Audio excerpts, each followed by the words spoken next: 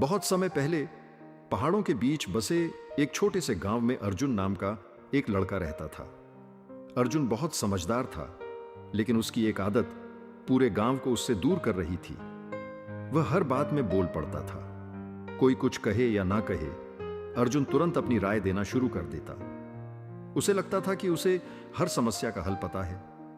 धीरे धीरे गांव के लोग उससे बचने लगे। दोस्त उससे बातें करना पसंद नहीं करते थे। यहां तक कि उसके अपने परिवार वाले भी कई बार उसकी बातों से परेशान हो जाते थे। अर्जुन को समझ नहीं आता था कि आखिर लोग उससे दूर क्यों हो रहे हैं। एक दिन दुखी होकर वह गांव के बाहर रहने वाले एक वृद्ध साधु के पास पहुंचा। अर्जुन ने कहा, बाबा, मैं सबके लिए अच्छा सोचता हूं, फिर भी लोग मुझसे दूर भागते हैं। आखिर मुझ में कमी क्या है? साधु मुस्कुराए और अर्जुन को नदी किनारे ले गए। वहां पानी बिल्कुल शांत था। साधु ने पूछा, तुम्हें इस नदी में क्या दिखाई दे रहा है? अर्जुन बोला, मेरा चेहरा साफ दिखाई दे रहा है। फिर साधु ने पानी में एक पत्थर फेंका। पानी में लहरें उठने लगीं और चेहरा गायब हो गया। साधु बोले, जब पानी शांत होता है तभी वह सब कुछ साफ दिखाता है, लेकिन जब उसमें हलचल होती है तो कुछ दिखाई नहीं देता। इंसान का मन ही ऐसा ही होता है।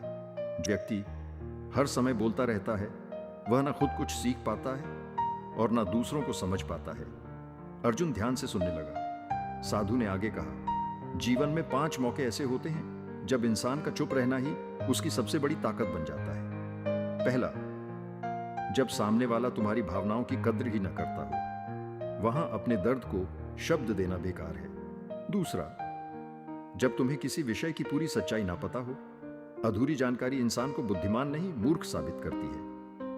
तीसरा, जब लोग किसी और की बुराई कर रहे हों, क्योंकि जो आज दूसरों की बुराई तुम्हारे सामने कर रहा है, कल तुम्हारी भी करेगा।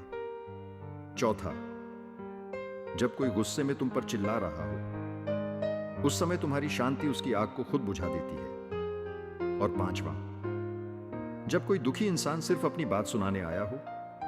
हर दुख का जवाब सलाह नहीं होता, कई बार सिर्फ एक शांत सुनने वाला इंसान ही काफी होता है।